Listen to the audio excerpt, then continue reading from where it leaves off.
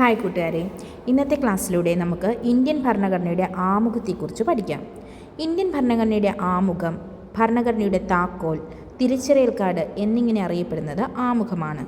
Indian ഭരണഘടനയുടെ ആത്മാവ്, ഭരണഘടനയുടെ താക്കോൽ, തിരിച്ചറിയൽ കാർഡ് എന്നിങ്ങനെ അറിയപ്പെടുന്നത് ആമുഖമാണ്. ഭരണഘടനാ നിർമ്മാതാക്കളുടെ മനസ്സിലേക്കുള്ള താക്കോൽ എന്നാണ് ആമുഖത്തെ വിശേഷിപ്പിക്കുന്നത്. ഭരണഘടനാ നിർമ്മാതാക്കളുടെ മനസ്സിലേക്കുള്ള താക്കോൽ. ഇന്ത്യൻ ഭരണഘടനയുടെ രത്നം എന്നും ആമുഖത്തെ വിശേഷിപ്പിക്കുന്നു. ഇന്ത്യൻ ഭരണഘടനയുടെ രത്നം എന്നും ആമുഖത്തെ വിശേഷിപ്പിക്കുന്നു. ഇന്ത്യൻ ഭരണഘടനയുടെ അടിസ്ഥാന ആദർശങ്ങളും മൂല്യങ്ങളും പ്രതിഫലിക്കുന്ന ഭാഗമാണ് ആമുഖം. ഇന്ത്യൻ ഭരണഘടനയുടെ അടിസ്ഥാന ആദർശങ്ങളും മൂല്യങ്ങളും പ്രതിഫലിക്കുന്ന ഭാഗമാണ് ആമുഖം. ഇന്ത്യയിലെ പരമാധികാരം ജനങ്ങൾക്കാണെന്ന് പ്രസ്താവിക്കുന്നത് ആമുഖത്തിലാണ്. രാജ്യം നേടിയെടുക്കേണ്ട ലക്ഷ്യങ്ങളെയാണ് ഇന്ത്യൻ ഭരണഘടനയുടെ ആമുഖത്തിൽ പ്രതിനിധാനം ചെയ്യുന്നത്. നമ്മുടെ രാജ്യം നേടിയെടുക്കേണ്ട ലക്ഷ്യങ്ങളെയാണ് ഇന്ത്യൻ ഭരണഘടനയുടെ ആമുഖം പ്രസ്താവിക്കുന്നത്.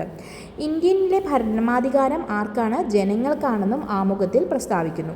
ഇന്ത്യൻ ഭരണഘടനയുടെ ആമുഖത്തിൻ്റെ ശില്പി ആരാണ്? ജവഹർലാൽ നെഹ്റു. ജവഹർലാൽ നെഹ്റു ആണ് നമ്മുടെ ഇന്ത്യൻ ഭരണഘടനയുടെ ആമുഖത്തിൻ്റെ ശില്പി. ആമുഖത്തിൻ്റെ ശില്പിയാണ് ജവഹർലാൽ നെഹ്റു. 1946 ഡിസംബർ 13 ഭരണഘടനാ നിർമ്മാണ സഭയിൽ ജവഹർലാൽ നെഹ്റു അവതരിപ്പിച്ച ലക്ഷ്യപ്രമേയമാണ് ഭരണഘടനയുടെ ആമുഖമായി മാറിയത്. അപ്പം 1946 ഡിസംബർ 13 ജവഹർലാൽ നെഹ്റു ഭരണഘടനാ നിർമ്മാണ സഭയിൽ അവതരിപ്പിച്ച ലക്ഷ്യപ്രമേയമാണ് ഭരണഘടനയുടെ ആമുഖമായി മാറിയത്. അപ്പോൾ ഇവിടുന്ന് ഒരു ക്വസ്റ്റ്യൻ ചോദിക്കാം. ഭരണഘടനയുടെ ആമുഖം അവതരിപ്പിച്ചത് ആരാണ്? ജവഹർലാൽ നെഹ്റു ആണ്. അപ്പോൾ ലക്ഷ്യപ്രമേയമാണ് എന്തായിട്ട് മാറിയത്? ആമുഖമായിട്ട് മാറുന്നത്. ആമുഖം അവതരിപ്പിച്ചത് ജവഹർലാൽ നെഹ്റു. എവിടെ അവതരിപ്പിച്ചു? ഭരണഘടനാ നിർമ്മാണ സഭയിൽ. എന്നാണ് അവതരിപ്പിച്ചത്? 1946 ഡിസംബർ 13 ജവഹർലാൽ നെഹ്റു അവതരിപ്പിച്ച ലക്ഷ്യപ്രമേയമാണ് ഇന്ത്യൻ ഭരണഘടനയുടെ ആമുഖമായി പിന്നീട് മാറിയത്. ജവഹർലാൽ നെഹ്റു അവതരിപ്പിച്ച ലക്ഷ്യപ്രമേയം ഭരണഘടനാ നിർമ്മാണ സഭ പാസ്സാക്കിയത് എന്നാണ്? അത് 1947 ജനുവരി 22 ജവഹർലാൽ നെഹ്റു അവതരിപ്പിച്ച ലക്ഷ്യപ്രമേയം ഭരണഘടനാ നിർമ്മാണ സഭ പാസ്സാക്കിയത് 1947 ജനുവരി 22. ഇന്ത്യൻ ആമുഖം നിലവിൽ വന്നത് 1950 ജനുവരി 26 ഇന്ത്യൻ ആമുഖം നിലവിൽ വന്നത് 1950 ജനുവരി 26. ഭരണഘടനയ്ക്ക് ഒരു ആമുഖം വേണമെന്ന ആവശ്യം ആദ്യമായി മുന്നോട്ട് വെച്ചത് BN റാവു ആയിരുന്നു. ഭരണഘടനയ്ക്ക് ഒരു ആമുഖം വേണമെന്ന ആവശ്യം ആദ്യമായി മുന്നോട്ട് വെച്ചത് BN റാവു. ആശയം കടമെടുത്തത്, ആമുഖം എന്ന ആശയം കടമെടുത്തത് എവിടെ നിന്നാണ്? അമേരിക്കയിൽ നിന്നാണ്. ആമുഖം ആരംഭിക്കുന്നത് നാം ഭാരതത്തിലെ ജനങ്ങൾ, we the people of India. Indian ഭരണഘടനയുടെ ആമുഖം തുടങ്ങുന്നത് എങ്ങനെയാണ്? നാം ഭാരതത്തിലെ ജനങ്ങൾ എന്നാണ്. ദൈവത്തിൻ്റെ നാമത്തിൽ എന്ന വാക്യത്തോടെ ആമുഖം ആരംഭിക്കണം എന്ന് നിർദ്ദേശിച്ചത് HV കമ്മത്താണ്. ദൈവത്തിൻ്റെ നാമത്തിൽ എന്ന് വേണം ആമുഖം തുടങ്ങാൻ എന്ന് പറഞ്ഞത് ആരാണ്? അത് HV കമ്മത്താണ്. ആമുഖമനുസരിച്ച് ഇന്ത്യ ഒരു പരമാധികാര സോഷ്യലിസ്റ്റ് മതേതര ജനാധിപത്യ റിപ്പബ്ലിക്കാണ്. ആമുഖമനുസരിച്ച് ഇന്ത്യ ഒരു പരമാധികാര സോഷ്യലിസ്റ്റ് മതേതര ജനാധിപത്യ റിപ്പബ്ലിക് രാഷ്ട്രമാണ്. ഭരണഘടന നിലവിൽ വരുന്ന സമയത്ത് ഇന്ത്യ ആമുഖമനുസരിച്ച് പരമാധികാര ജനാധിപത്യ റിപ്പബ്ലിക്കായിരുന്നു. അതിനുശേഷം ഭേദഗതിയിലൂടെ എന്ത് വരുത്തി? പരമാധികാര സോഷ്യലിസ്റ്റ് മതേതര ജനാധിപത്യ റിപ്പബ്ലിക് എന്നായി. ഭരണഘടനയുടെ ആമുഖത്തിൽ ഉൾപ്പെടുത്തിയിരിക്കുന്ന ലക്ഷ്യങ്ങൾ എന്തൊക്കെയാണ്? നീതി, സ്വാതന്ത്ര്യം, സമത്വം, സാഹോദര്യം. ഭരണഘടനയുടെ ആമുഖത്തിൽ ഉൾപ്പെടുത്തിയിരുന്ന ലക്ഷ്യങ്ങളാണ് നീതി, സ്വാതന്ത്ര്യം, സമത്വം, സാഹോദര്യം എന്നിവ. ആമുഖത്തിൽ സാഹോദര്യം എന്ന പദം നിർദ്ദേശിച്ചത് BR അംബേദ്കർ ആണ്. ആമുഖത്തിലെ സാഹോദര്യം എന്ന പദം നിർദ്ദേശിച്ചത് ആരാണ്? BR അംബേദ്കർ ആണ്. ആമുഖത്തിൽ വിഭാവനം ചെയ്തിരിക്കുന്ന ലക്ഷ്യങ്ങൾ കൈവരിക്കാൻ ഉള്ള വ്യവസ്ഥകളാണ് മൗലികാവകാശങ്ങളും നിർദ്ദേശക തത്വങ്ങളും മൗലിക കർത്തവ്യങ്ങളും. ആമുഖത്തിൽ വിഭാവനം ചെയ്തിരിക്കുന്ന ലക്ഷ്യങ്ങൾ കൈവരിക്കാനുള്ള വ്യവസ്ഥകളാണ് മൗലികാവകാശങ്ങൾ, നിർദ്ദേശക തത്വങ്ങൾ, മൗലിക കർത്തവ്യങ്ങൾ. ഇനി ആമുഖത്തിലെ ഭേദഗതി. ആമുഖത്തിൽ ഒരു പ്രാവശ്യം മാത്രമേ ഭേദഗതി വരുത്തിയിട്ടുള്ളൂ. ഇന്ത്യൻ ഭരണയുടെ ആമുഖം ഒരു തവണ മാത്രമേ ഇതുവരെ ഭേദഗതി ചെയ്തിട്ടുള്ളൂ. ആമുഖത്തിൽ ഭേദഗതി വരുത്തിയത് 42ാം ഭരണഘടനാ ഭേദഗതി 1976 1976 42ാം ഭരണഘടനാ ഭേദഗതി പ്രകാരമാണ് ഇന്ത്യയുടെ ആമുഖം ഒരു തവണയെ തിരുത്തിയിരിക്കുന്നത്. ഭേദഗതി നിലവിൽ വന്നത് എന്നാണ്? 77 ജനുവരി 3-നാണ്. 76 42ാം ഭരണഘടനാ ഭേദഗതി നിയമം മൂലം നിലവിൽ വന്നത് 1977 ജനുവരി 3-നാണ്.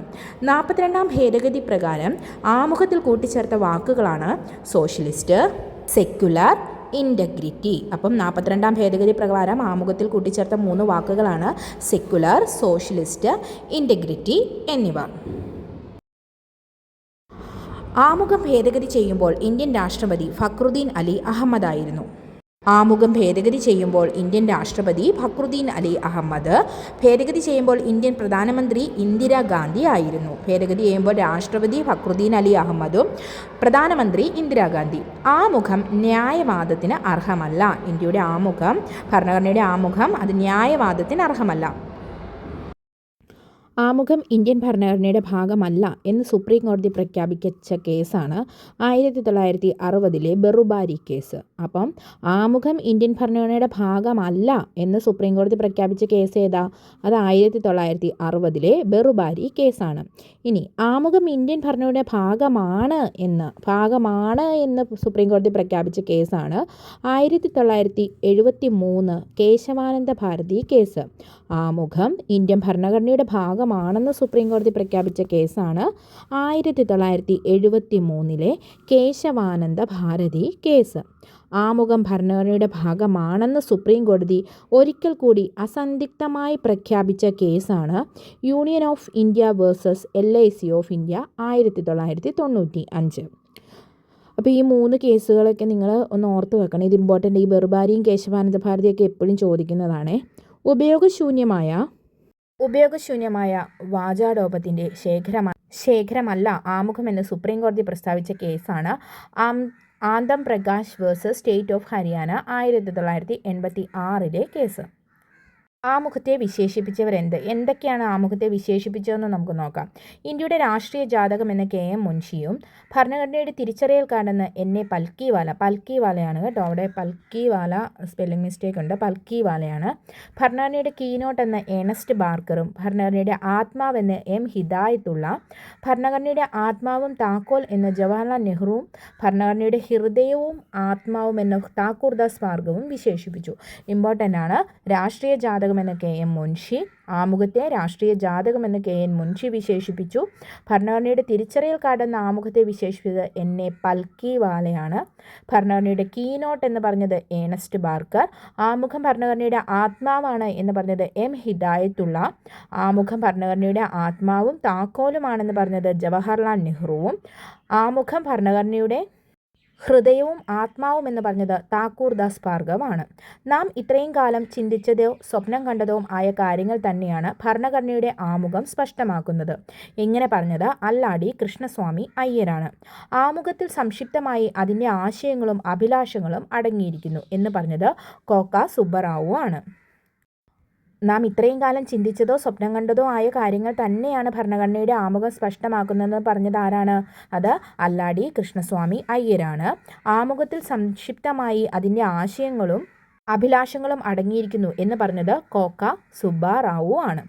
അതുപോലെ തന്നെ ആമുഖം അധികാരത്തിൻ്റെ ഉറവിടമോ അധികാരമില്ലായ്മയുടെ ഉറവിടമോ അല്ല. അങ്ങനെ പറഞ്ഞതാണ് അത് PB ഗജേന്ദ്ര ഘാട്കർ ആണ്. ആമുഖം അധികാരത്തിൻ്റെ ഉറവിടമോ അധികാരമില്ലായ്മയുടെ ഉറവിടമോ അല്ല എന്ന് പറഞ്ഞത് PB ഗജേന്ദ്ര ഘാട്കർ ആണ്. ഭരണഘടനാ നിർമ്മാതാക്കളുടെ മനസ്സിലേക്കുള്ള താക്കോൽ അവർ പരിഹരിക്കാൻ ഉദ്ദേശിച്ച കുഴപ്പങ്ങളുമാണ് ആമുഖം എന്ന് പറഞ്ഞത് ജെയിംസ് ഡയർ ആണ്. ഭരണഘടനാ നിർമ്മാതാക്കളുടെ മനസ്സിലേക്കുള്ള താക്കോൽ എന്നും അവർ പരിഹരിക്കാൻ ഉദ്ദേശിച്ച കുഴപ്പങ്ങളുമാണ് ആമുഖം എന്ന് പറഞ്ഞത് ജെയിംസ് ഡയർ ആണ്. അപ്പോൾ ഭരണഘടനയെപ്പറ്റി ആരൊക്കെ പറഞ്ഞിരിക്കുന്ന വിശേഷണങ്ങൾ, ഭരണഘടനയുടെ ആമുഖത്തെപ്പറ്റി ഇവരൊക്കെ പറഞ്ഞിരിക്കുന്ന വിശേഷണങ്ങൾ പലതവണ PSC ആവർത്തിച്ച് ചോദിച്ചിട്ടുള്ളതാണ്. അത് ഇമ്പോർട്ടൻ്റ് ആയിട്ടും നിങ്ങൾ പഠിക്കണം. അതുപോലെ തന്നെ ഭരണഘടനയുമായി ബന്ധപ്പെട്ട എല്ലാം നമ്മൾ ഡിസ്കസ് ചെയ്തിട്ടുണ്ട്. ഭരണഘടനയുടെ ആമുഖവുമായി ബന്ധപ്പെട്ട ആമുഖത്തിൽ നിന്നും ഈ ഭാഗത്തു നിന്നുള്ള ക്വസ്റ്റ്യൻസ് വളരെയധികം ഇമ്പോർട്ടൻ്റ് ആണ്. അതുകൊണ്ട് നിങ്ങൾ ഈ ക്ലാസ്സുകൾ ഇത് ചെറിയ ക്ലാസ്സാണല്ലേ, അപ്പം നമുക്ക് പഠിക്കാൻ എളുപ്പത്തിനാണ് നമ്മൾ ചെറിയ ചെറിയ ക്ലാസ്സുകൾ നിങ്ങൾക്ക് വേണ്ടിയിട്ട് ഇടുന്നത്. അപ്പോൾ ഇതിലൂടെ നിങ്ങൾക്ക് എന്താണ് ഇതിനെപ്പറ്റി എന്താണെന്നുള്ള ഒരു ഐഡിയ നമുക്ക് ആദ്യമായിട്ട് പഠിക്കുന്നവർക്കും അതുപോലെ തന്നെ ബിഗിനേഴ്സിനും PSC പഠിക്കാൻ തുടങ്ങിയവർക്കും എല്ലാം ഇതിനെപ്പറ്റി ഒരു ഐഡിയ കിട്ടും. അങ്ങനെ ഒരു ഉദ്ദേശത്തിലാണ് നമ്മൾ ഇതിനെ ചെറിയ ചെറിയ ക്യാപ്സ്യൂളുകളായിട്ട് നിങ്ങൾക്ക് തരുന്നത്. അപ്പം ഇതുപോലെയുള്ള മറ്റ് ക്ലാസ്സുകളും നമ്മൾ ഇതിന് വേണ്ടിയിട്ട് പ്രൊവൈഡ് ചെയ്യുന്നുണ്ട്. അപ്പോൾ നിങ്ങൾക്ക് ഇഷ്ടപ്പെട്ടെങ്കിൽ നിങ്ങൾക്ക് യൂസ്ഫുൾ ആയിട്ട് തോന്നിയിട്ടുണ്ടെങ്കിൽ നിങ്ങളിത് മറ്റുള്ളവരിലേക്ക് ഷെയർ ചെയ്യണം, ലൈക്ക് ചെയ്യുക, കമൻറ്റ് ചെയ്യുക. Okay, thank you all, have A nice day.